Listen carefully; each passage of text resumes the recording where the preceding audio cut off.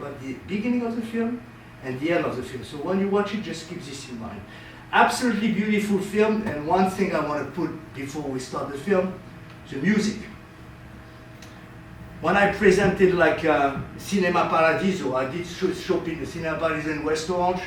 Of course, Ennio Morricone is Cinema Paradiso. Without the music, we don't have anything. Fellini is Nino Rota. Nino Rota.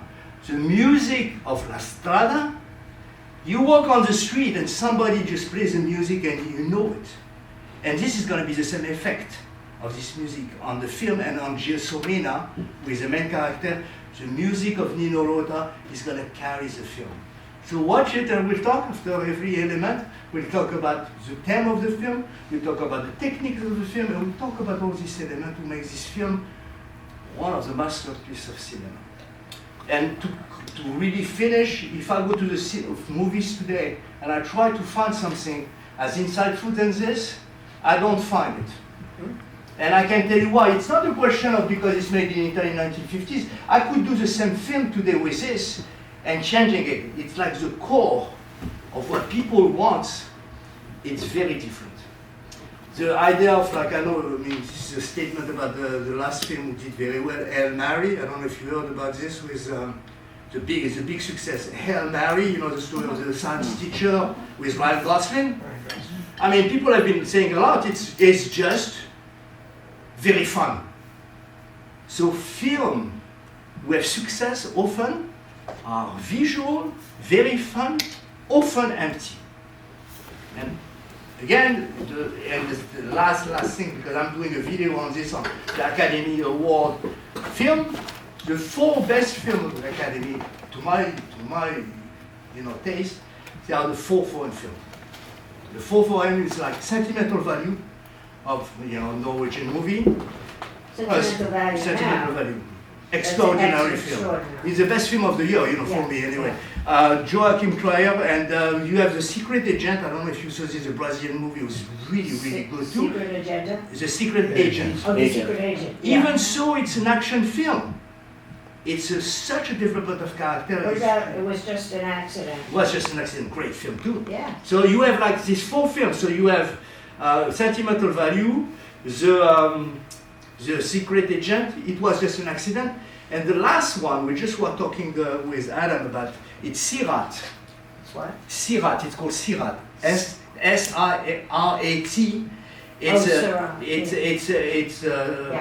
a group of people playing music in the desert of Morocco. It's a production between Spain and France. It's very, very rough, very intense, but with a lot of things inside. Basically very strong. These are certainly the best film of the year, and didn't get very much. Anyway, because the world does not want that right now. So all this cinema of like quality, it's a very small percent.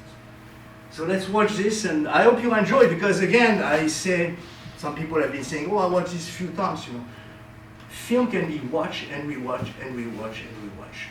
It's like a good piece of art.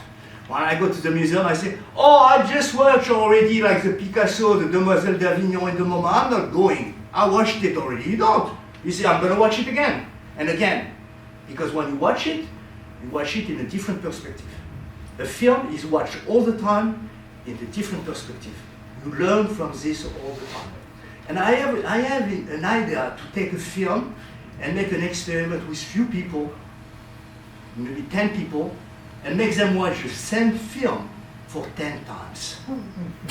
It's a pretty crazy idea, but I can tell you, when you watch a film several times with a quality, you see something different, you learn something different, and it's not the same film. And just what I was saying, like when I talk about the last film, the Japanese film, when I saw the first time Tokyo Story of Ozu that I show in Montclair, is a very slow and very insightful on old people. I was 17 years old, I remember very well. And everybody said, it's Ozu. I went there and I said, what is this? To old people? What are they doing? I really did not get it. I knew that it was important, but it did not do anything to me. Today, it makes me cry. I am just 50 years old older, like 50 years of time, half of a century, same film. Me. It's us who are changing, and we are taking this, and this is what great art is. You know? So thank you for coming, and I hope you enjoy this. This is a way of keeping this alive. Okay, thank you.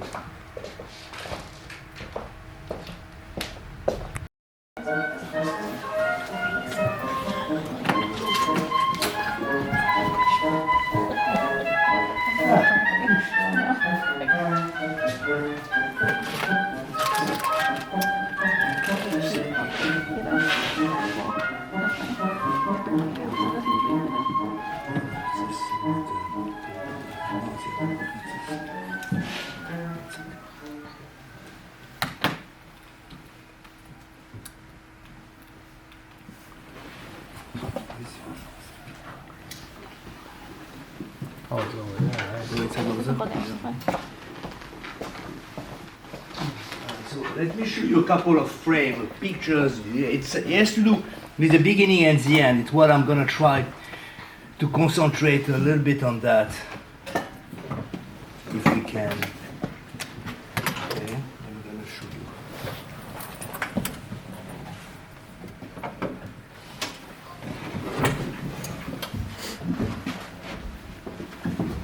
Okay. Here. This is when we study cinema, and I mean, it's for you to just have a little bit more opening. So that's okay. If you have to leave, that's fine. But I mean, for me, it's like very important to just be able to break the film in kind of different ways to understand what we're talking about, why these films are so important in the history of cinema. The first thing always, and this has been my experience always through thousands of films, what we're talking about, like the first shot, not even the first window, when we're coming up, when we're coming into the movies and we are watching what's going on, how it's happening, and the end, and how this part is reporting into the process of the film. These films are very simple.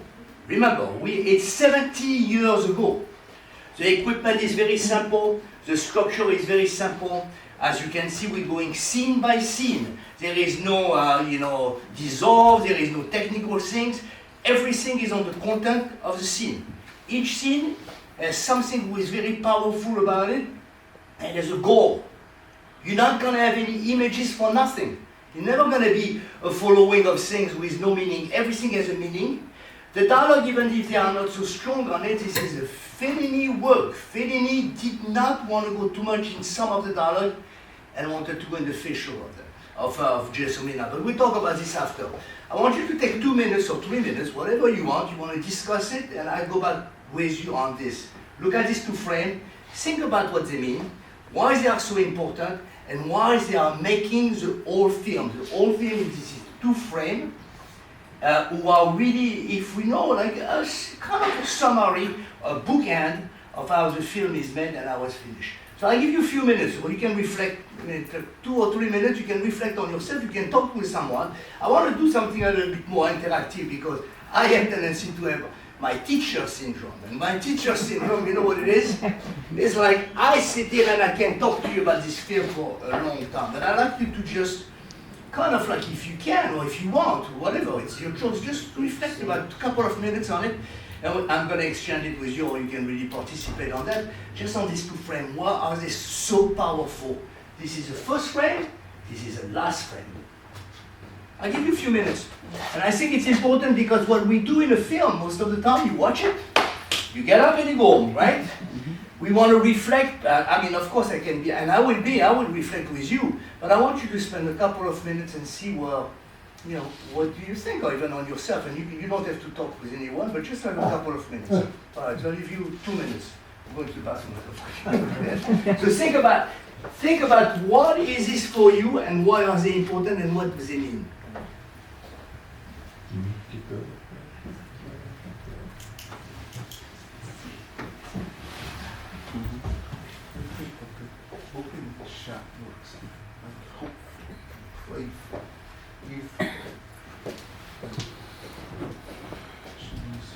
The way the camera transitions, finger in the left, right. There's no discussion. That's it. Right underneath. You have a possibility on the Just right. Total to sleep. Oh, yeah, that's it. Also fixed. But returning Horizon. to, You can see. I guess, the beach. Since The water. Water, yeah. Limited. She's going toward the water, he's away from the water. Oh, wait, that was, listen to what she said, I didn't get that. She's going towards the water, he's going away. Away from the Yeah. water. I'm sorry, I cut you off. No, it's fine, just, I don't know if it means he's it. driving. That's at the beginning He of the stopped, journey, and she it's came a out, little and she bit in saw it, front and of she her. ran down. Right, That and was there's always the the end. spot, but her flow, Right. it's closer, all this here. Yeah, Yeah. I don't know. you can see it's coming in. She's upright and he's down. Black and white too, Yeah, black at the and beginning white of is the just. journey. I like it, the black and white. The young people, except for Jackson back there, they can't handle black and white. Yeah, Again, it's really completely open to, film is an art form, is open to interpretation. You can see it one way, I can see it another way, but the most important is we reflect what it brings you to reflect on it. Go ahead. The first shot is framed with the horizon visible and open, and it's Oh. obviously light. Whereas the second shot, horizon's not visible at all, both because it's dark, but also the camera's tilted Day and downwards. Right. That emphasizes more of an optimism. Yeah. Beginning of the film, maybe something good. The second, because we know the story now, we know Yeah. pretty dark. And this is really, what we're doing this, or what you're doing, it's like to taking whatever you're watching, analyzing it, and realize that the director did not take a camera like this and say, okay, we're gonna do this. He knows exactly what he wants to do, and everything, we call this cinematic language, everything has a meaning. And two, you know, you have, beside the landscape with obviously, and the light with really light and dark, what about the characters? What do you one see is about the up and characters? one is down. One is up and one is down.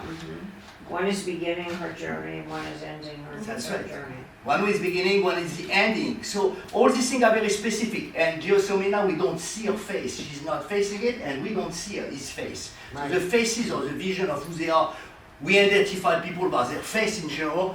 We don't see them. They are not, you know, like people, but they are more like a movement of something or a vision of something. Anything here? When I saw the sea, I remember the movie The 400 Blows that it shows the seal, which is an unknown, it's freedom, it is something. So Absolutely. I mean, like, that's you know, what came to my head. and what I said to you, know, this I can add, this is Fellini was born in Rimini. He was a waterman. He lived all his life in Rimini, or very close to the water. If you know, I don't know if you remember 8.5, the Dolce Vita, there is water, there is all the time a symbol of water, with coming, with opening, with a lot of symbols that we can set, you know, so, yeah. It's maybe a bit of a stretch, but in the middle of the movie, when she approaches the water, Yeah. again, she says, it's my home, Yeah. to the right or to the left, Mhm. so she's bounded in, she's I know. not going on that. You're right, Adam, because this is what I wanted to go back on it. This here is the beginning and the end of the water, but it is a middle too. At the middle of the film, they go into the beach and Zampanò, he goes there, he's in the water, he has kind of like, life is there, she has choice to make. So there is life who's going on when they are both of them facing the water. So if you have, even a couple of other, but if you have 1, 2, 3, you really punctuate the film in a certain ways. Again, what I want to say when people are not filmmaker or don't write script, the script is written, is very tight. It's a tight script, meaning like everything is done. They're shooting it, they know exactly where they are, they know the frame, they don't improvise at 95% of the time. Fellini is very tough on what his vision is of the film. Take some stuff from Gelsomina with his wife, but he was very, very demanding on her too, you know, so, yeah.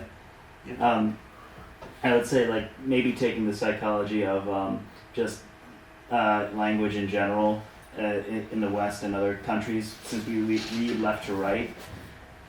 First shot begins figure in the left with the ocean on the right, and land kind in the center, but also presumably continuing on to the left. the last frame, sea on the left, figure and the land on the right. So it gives a sense of just like bookending it, because we begin with the figure on the left and you now to could the turn right. it like this, you could do, but it really feels, when you talk about it and you look at it and you analyze it, you really feel the power of like the beginning of the end, always. And then you can go to experience and really take any kind of classic film, always. Like one of these films, one of my best films, Jean-Luc Godard film, Restless here, like on the wall, the same. You have all this, and the ending even more. The ending is more, because the ending is really the message of the film. It's what the message of the film is, Yeah. you know, we are finishing on things. So this is like the two shot. You have a few points I want to discuss with you. Now let's talk about the characters. There is 3 characters. Right. First one. Which one is more important? Is Zampanò more important than Gelsomina? Which one is the most important for you and why? That's a tough question, because you have just 3 people in this film.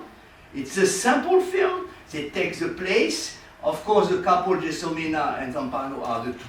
But Il Matto is very important, very, very important in Sambo. So which one? So let's take one. Let's take Gelsomina. What can we say about her? What can we? I just like her simplicity, naivety. She's even, something's not all there, Yeah. you know, so I don't know, there was just something about Yeah. her being so She innocent. just wants to be loved. She Yeah. really wants to be loved. And Yeah. she has no worth. Well, if she, you know, they say, you know what, there is something very funny what they say about her, about her character. They say too, because she's a very funny, she's a little bit like Charlie Chaplin, right? Yeah. So they say that she's half a saint and half, you know, a comic.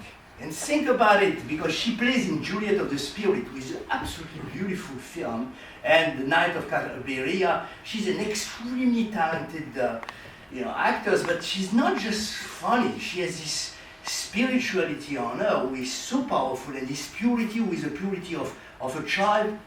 But I will go even a spiritually of a God. She's so divine in the way how she is, because she is not at all wrecked. We feel that she's really a pure little thing. When he goes and he's gonna steal, I mean, they have no money, he's gonna steal the thing from the nun, she cries. She said, no, don't do this, this is not the right thing to do. When he touched El Matto, he said, no, you can't do this. So it's like a little bit like a purity of somebody who will be like so beautiful and so pure by art that you cannot touch, you know, that she's like this. Yeah. I also see her as a survivor.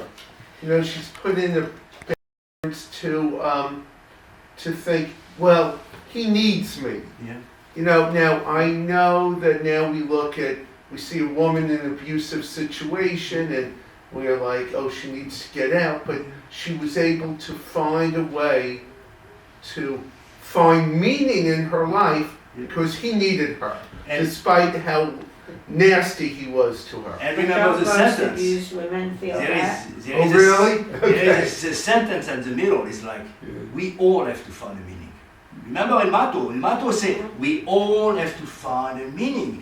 For this movie are powerful. They're not powerful because they're extraordinary, but they say certain things who are touching human being, human essence. You know, these are very important. You know, one thing too about her, she changes over the film. She changes so many times. She is with a nun, she's with a circus, she is with El Matto, she is with him, but she goes back all the time with him. And these sentences are so beautiful. She said, do you like me at least a little? These are so beautiful because they are kind of like you was like a pureness of soul. This is a pure soul. It's not somebody who is like. I think the soul, there's a happiness in her, the ability to love. Yeah. That's incredible. So Yeah. you could hate everybody what was done to her. Yeah. She could hate, but she finds love, Yeah. and through the love, she finds a way to exist. Yeah, but see, this is not a divine way of doing it. I mean, whatever you are Christian or Jew, whatever, what is a divine way of somebody who is divine, somebody who can love everyone? I mean, who can go over the stage of human being. So she's human, too human in one way, but in another way, she's divine. And one thing I want to tell you too about this film that we all didn't see it because they really erase it. The first time that she comes with him, this is, it was in a script, a very, very violent rape scene. when she goes with Zampanò, you know, and she goes in the first time with him, there is one time they go together. There was like inside there was a lot of sexual rape, you know, that he was very violent on her, you know. So they took it out for what they softened it up because you can see it. It cuts and you don't see it. But you imagine when he wants to come in, she said, no, don't come in. You know, we know that there is a lot of violence in it, and this is important to know because she's abused by him somehow. Yeah. You know, obviously, you know. But it's true. She's a survivor, and the love that she gives from him, she loves him. She has a love for him who is very special. You know, very interesting, right? What about her playing the trumpet? You know, that became very important to her. And that It's theme, her, the trumpet, yeah? You're good. Yeah, it is the music, it's her. It's her who doesn't know at the beginning. You remember how she plays the trumpet? Beep, beep, and at the end, look at how she plays. The Nino Rota. The Nino Rota song is so beautiful because it just becomes her. a theme. And it's her identity. And she plays so well at the end. Imagine, you know, from knowing nothing, so she has this ability of being the music, of the lightness of being somewhere with the darkness, and all putting this together, and not being able to just, you know, look at life, the horrible side of life she cannot take. But he didn't teach her to play the trumpet. It was, what was his name, Marco, the other actor. Matteo, Il Matto? He was the one. Yeah, but it's not really, I mean, he teach her a little bit, but she is the one who learn, you know. She is a very, like this is the idea of saying that she cannot learn anything, or she's kind of, she has the ability of doing this. She has talent. So she has talent. So this, and she's a talented, I mean, everybody says, Fellini says about his wife, she says she was so talented in the idea of understanding the clown. The clown is not a character of, or any clown, is not somebody who is just happy. I don't know, I don't really like clown. It's just like, when I was a little kid, I did not like clown. I used to run away from clown, they scare me. But there is a scary part of the clown, a very dark part of the clown too, you know. So she has these two things. She has this darkness and this lightness. And she's an extraordinary actress, you know. So when I did the series on Italian actresses, she was one of them, because without her, the film does not exist. You have to have somebody who has such a sensibility from the darker to the lightness. And now, how the film is built, you have this character, and in the other one, you have the beast. The beast. You know, Zampanò is a beast. Yes. Yes, I saw the two characters as complementing each other. Yeah, I mean, her absolutely. humanity comes out when it is contrasted with the brutality of the other, and vice versa. So it is like a couple. I mean, it's just And you know what like we a learn? fight, good and evil. So. We learn always, even in life. We understand one side because the extreme of the other side. If the extreme of the other side doesn't exist, it doesn't. If somebody is like this, it doesn't. When you have the opposite, which is so strong. So these are two very strong characters. They have common point. They have relation with this. But what kind of characters, you know? So during the film, Zampanò, and actually Zampanò, they took the word Zampanò because Zampa. Anybody speak Italian here? Anyway, Zampa is a part of an animal or a paw or something. So he really represents a beast, an animal beast. So they wanted to make him a characteristic of a beast, and he's a great actor for that. I don't think Anthony Quinn is such a great actor, but in this kind of role, he's amazing. And too, like if you never watched the film of Vincente Mendeo, Last of Life, about Vincent van Gogh, where he played Gauguin, it's a very, very great thing. But he plays these rough guys, these dudes, you know, like he's very macho. And this. Zorba the Greek. What? Zorba the Greek. Yes, Zorba the Greek, great, you know. So these are like really like strong character. But do you think he's a complex character? I mean, Gelsomina is very complex. What do we think about? Full steam ahead. What? Full steam ahead. Steam ahead. But until when? But In the end, it's there's moments. There's Do you think he feels any pain? Or you think in the end he finally feels pain? You know, the goal of this is to show that this beast protecting by everything, just thinking about himself. It's a little bit about Fellini too. Fellini himself. I mean, I told you he loved his wife. But he used to have affairs all around the world. He was like one of these running macho and everything else. But in the other side, he was a very sensitive man. They lost a child with her, and this was like one of the way of like the couple just went down very fast, and he had this very rough side and this very sensitive side. I think that when he just do Zampanò, he wanted to like be this macho, but in one way he had the sensitive side. And this idea of him switching, it's really amazing because it's what it is, like this idea of like being cut from humanity, comparing to her and suddenly going and we connect to humanity on one little point. Why did they have Anthony Quinn, who couldn't speak Italian? Wasn't there someone in that country that could play this role? All right. So this was common word. They say this all the time. They did this all the time. I don't know if you see the Leopard of Visconti with one of these great actors. They used to do a lot of things. Like when you're gonna see Death in Venice of Visconti, is Dick Bogart, who is like an English actor. They made him didn't speak Italian. On the set, people spoke or whatever they wanted. I don't know how they did. I can tell you one thing. I cannot even imagine, even me as looking at a set, how they could do this. But they say whatever they say in the language that they wanted to. You see So- that. What? You see that a lot in The Leopard. Yeah, Leopard is a very good example. So, but it's what's interesting is like even if you look very close, it's hard to see that it's dubbed. I mean, there was like some mixed. They did a very good job. And a lot of these people, Alain Delon, a great French actor, did a lot of Rocco and his brother, a lot of Italian films. So you have a lot of mixed in Europe, especially. And Anthony Quinn just was really a very big star at the time. You know, he just was in the middle. And I think taking him there will bring the success of the film. But it was very usual, very, very absolutely not unusual. Today they will not do it because different story. Today, the sound is often connected to the film in a different way. It's like sync right away, you know, and often now even with digital you can even get away. But with there, you had the sound on one side, you had the image on the other side, and then he can go, he gives the possibility for Fellini on the set to talk. He could talk. I mean, like really when you have like a scene and they say silent on the set and we do this because of the sound. But if there is no sound, he could take, I don't know if you ever saw one of him, like Fellini or Visconti with this big, what you call this? Megaphone. As he's shooting, he's telling him, do this, do that, don't do this because the sound is not recording. Or he's recording even, whatever he's recording, we don't care because they're gonna really go back and do it.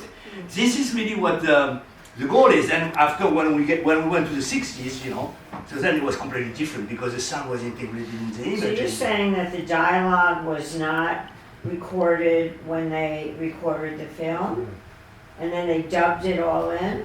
Mm-hmm. They go in the studio, it's a sync studio, they sit down in the studio, they look at the film. So of course the people who do not speak Italian had somebody else speaking Italian for them, but they look at them, and because even if they were saying it in another language, they were saying something in another language, they could really match it. And that we're talking why it was so much more difficult to make film at the time than today. Imagine what kind of group of people you had. You had. They did a very good job, though. Oh, It sounded extraordinary. Italian. I didn't even notice. Oh, that. absolutely. And you see all these movies. You know, I mean, you will see L'Avventura with Michael Angelo. You will see Death in Venice with Dick Bogart too, is a really great Italian film. Again, all this has dubbed. Whenever we come to the early 60s, mid 60s, and there is more an interest of getting the sound connected with the image, but otherwise they had like a lot of more control over this. Did we see a movie last year with, was it Jennifer Jones or not sure? There was some actress that, I think it was a Brazilian movie.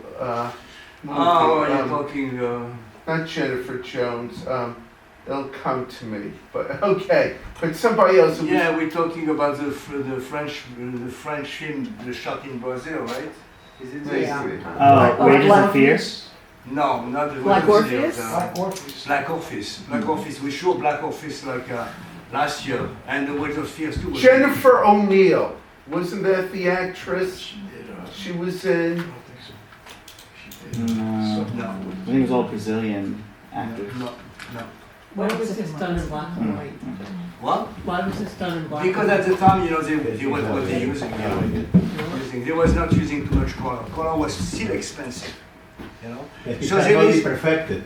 The Yeah. black and white had been almost perfected. While Yeah, I mean everybody else at that time in the early 50s, instead of the States, because color is pretty young, it's like in early 40s, late 30s, you have some color film, but really the cost is more expensive for sure at that time. And after this is the opposite. Today it's more expensive to shoot black and white. Because it's uncommon.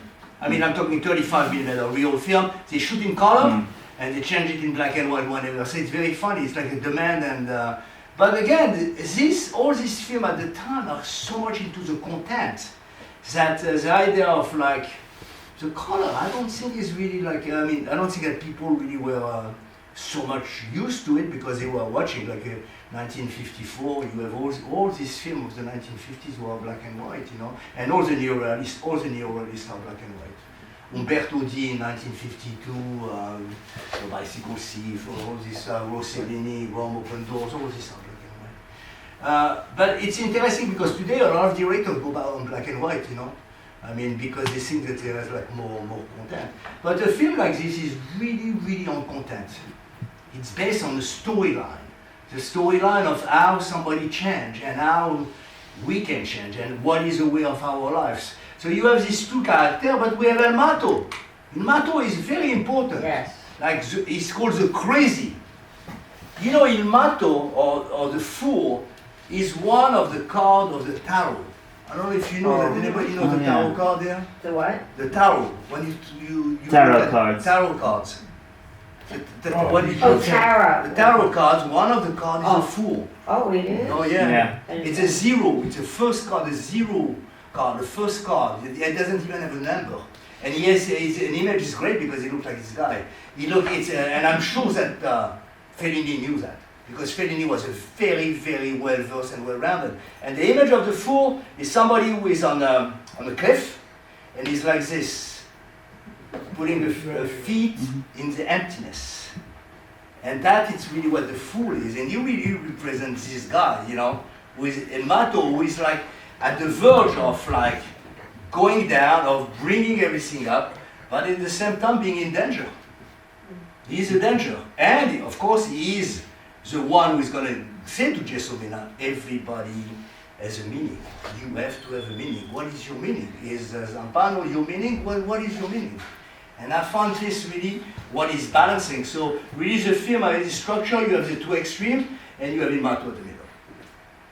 And he's like, if you see, it's like a scale. I mean, he's going to visit us.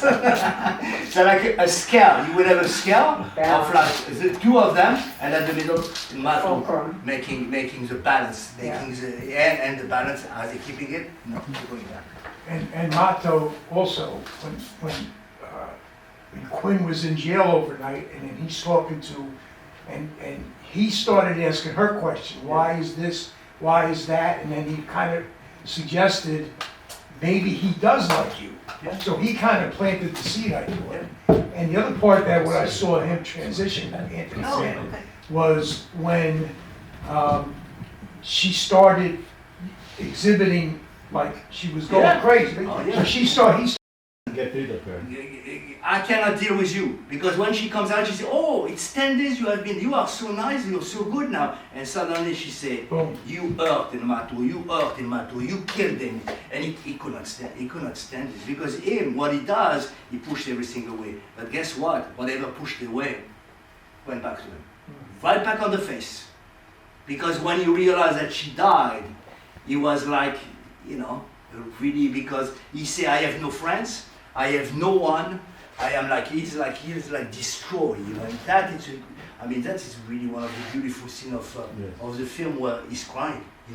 Imagine Zampanò crying. It's like We'll see each other. Okay, I do have stuff to talk to you about. And I saw that's a very interesting twist that although he was very brutal, at the end he seems that he's very sensitive and Yeah. remorse. Next time.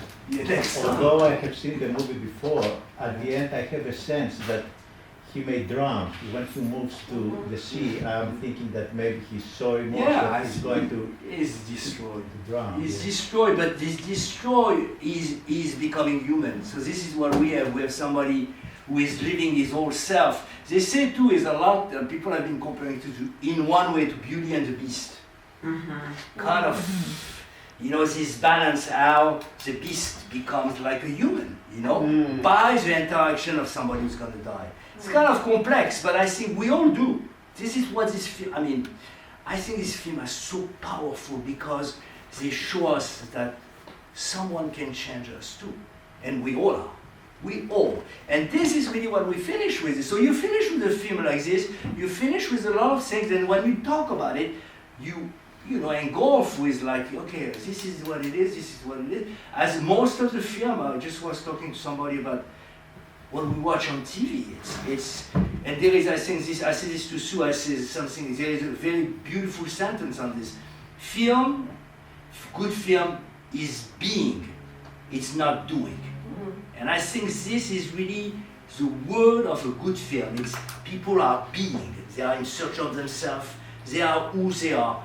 They're not filling up with action.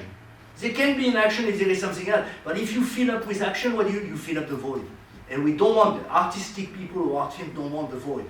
They want to reflect on the void. So imagine this film, if you watch it 10 times. 10 times, I assure you we learn something every time. Every time, because I did. I mean, certainly more than it. And every time I learned all these little things, like this scene when she plays with insects. I don't know if you remember, she's sitting down and she look at insect, but she look at this life. See, that is what it is. It's life. It's not something that she's flushed it away. Yeah, but she's still like recognizing something we're so small. There is all these little things, or who are like directed by the director. We say, well, we're going to do this and we're not going to do that. It's kind of like always open to interpretation, but they are very powerful. I got a feeling that there was also a statement that this was all he had. He had his one act, you know, he had nothing else to fall back on, and, you know, that was his one way of survival. If anything stood in the way, he had no way of survival. And I thought it was touching. The woman who's hanging the clothes at the end and gives him all that information. She says, "Oh, she was a vagabond just like you." You're like, that's a beautiful sentence too. Yeah. Like she could tell right away. She knew him for 2 minutes. And you know, I mean, the character, in general, character were like so bleak and so simple. All the time, often they are hateful, they are the bad guys. Often, like in movies, when you have the bad guy, somebody who is really strict. He doesn't like or he likes. More we go into our humanity, more we go into complexity. And this is a great end because he's finishing in complexity. He's finishing in humanity. He does not finishing, he's changing. He changed and he's not like the old great in his life to change. Yeah. What does he have to offer at that point? I don't know, but still, if he dies or anything else, he's gonna die human. Yeah. He's not gonna die like these idiots who is like just pushing everything You know, away. I just want to dovetail on what the gentleman said. Yes, the woman was hanging the sheets, and she did say she was a vagabond just like you. But before that, she talked about how much she admired the woman, that the melody that she played became her theme song. So I just felt that she did admire the woman. But this beautiful soul who is dying with Gelsomina made him somehow at the end of his life a beautiful soul too. Even with whatever it is, we are finishing by the impact. There was somebody who was writing an article of the impact that you can have on people and you can change people, and this is a very good example of how we start and how we finish. So this is two things, not just that obviously, but everything on the film. And I will invite you to revisit it if you have the time. Revisit it. And of course we have this thing which is really how we are in today's world. we get antsy because this is a very simple structure film. One scene, one scene, one scene. You have the black frame between each scene, so it's not, there is no like crazy movement, everything else. Every scene is very driven into dialogue, into situation, but not, the only thing with really movement for the time is like when she's on the street and they have all these people walking on her and everything else, and she's like this completely, and of course you don't remember this face, that she has a face of like, what is this face? She has this round eyes like this. Yeah. She's looking at everything else. Who has a lot of power. I love when the horse walked into the frame. Yeah. I was like, oh my God. Yeah. I have a question. The name of the movie, La Strada, what's that? It's a road. The road. The Road? The road. That's, You know, like the road of Jack Kerouac, you know, going on the road. Going on the road, like traveling. Jack Kerouac. Traveling. And this idea of this film came from one of the scriptwriters, because in general they work with 2 or 3 scriptwriters. And one of the scriptwriters was coming back from a trip somewhere, and he saw these people walking, but at that time they were walking with horses, you know, they were like vagabond. And he wanted to do the idea to Fellini, and they sat together and they built these ideas of this couple. And there were traveling theaters at that Yeah, time, and the circus, And I mean, it was, remember, there was no much of entertainment. There was some cinema at the time, obviously, but we're talking after the war, people had no money. So the public circuses, the public entertainment was something very common. In France, they used to sing on the street. My mother used to tell me that they used to have a street singer. So the guy used to come on the street, and he had partition with the words, you know. He used to give it to people, and everybody sang together. Like, and after this, he passed it if people give him some money. But this was entertainment at the time. It was not video game, you know. Like, so there is simplicity, but really a kind of like humanity. Yeah. For this, I think that when people don't even have by their parents or by somebody else any connection with this, it's hard to just connect with this. Very young kids, how can they connect to this? This is so far away from them. Oh. So far. Even for me it's far, but it's not so far, you know, I know, but some people are very, very young. Imagine some people 15 when I used to teach some of this film in school, in high school, even people who are into film. See, it was so difficult for them to just get the humanity under the form. They are so used to the form takes everything. The form is everything, you know, for Well, them. they just see it as entertainment. They Yeah. don't see it as Absolutely. art form or, I mean, it is extraordinary what the directors put into these films when you. But we have today great directors. I tell you, like these movies, like this foreign film, like they are extremely great artists. You know, they are wonderful directors. They have meanings, they have strength, they have everything. But even these guys are not seen. They're not seen by people. They are pushed on the side. Like it's very average cinema when it's the best cinema. Right. I mean, I saw The Sinners too. You know, I mean, The Sinners was an okay film. But you don't get like thousands of awards with this. You can't. You don't. It's a good and One Barrel Over the Other, the Paul Thomas Anderson too. It's a good Oh, film. One Battle After the Yeah, well, Other. he moves. It's okay. But he doesn't really hit on any Sentimental value segments. has an Sentimental enormous is the best film of the year. But sentimental value, you're gonna see. The I mean, colors. if you're coming back next week, I show Wild Strawberries of Ingmar Bergman, You're gonna do 1956. sentimental values? No, I'm trying Wild Strawberries. Wild Strawberries is a Bergman film of 1957. Oh, next week, Yeah, yeah. it's where Joachim Trier took all his inspiration. Oh, That is what I'm talking about. These guys like this who are kind of like independent, they watch this stuff. You know, Wild Strawberries, Bergman had like dialogue. He was a king of dialogue. He had a lot of dialogue. He had a lot of reflection. And of course, independent filmmaker today gets this, you know. But it's an absolutely beautiful film on like reflection of like who are we, and that is what the film that we are trying to try. I mean, I try to put up, but I mean, even more than this, we try to just go back in it and really think about it. You know? I wanted to ask you, is this accidental that the opening shot is in the morning and the last shot is at night? No, It's really wanted. And I think the last shot Day is not is the even at beginning night. and night They is make the it end. at night. I don't know if you saw the darkness. This is not a natural darkness. It's like certainly we're pushed somewhere in the negative. What I think. Because it's like, you see what I'm saying? It's too dark. It's like kind of this kind of, I would not be surprised that they shot it in the day Yeah, day for and they night. push the negative at night to make it dark. It's But- always funny when you can tell Yeah, because you it's can just tell, like right? I mean, because it's just like the contrast is so off. Yeah. It's just But- this isn't night. Yeah, but I can tell you, everything you watch in a film like this are, storyboard, so they just do frame by frame, they draw frame by frame, they were really into this. The only thing who technically is different for the time is like at one time the camera turned around when Zampanò is on the floor and trying to do this, we see the camera turning around. This was not done. We never did this before. Before it was like a very strict camera. When we get to 1959 with 400 blows, we move the camera. At that time, we don't move the camera. So how did they do that then? He did. He did. What I'm saying is one of the technical, one of the scenes at the beginning when she's like going to be the duck, that he's killing the duck. okay. Really at the Yeah, beginning, yeah. you see how they turn around, they move Yeah. around.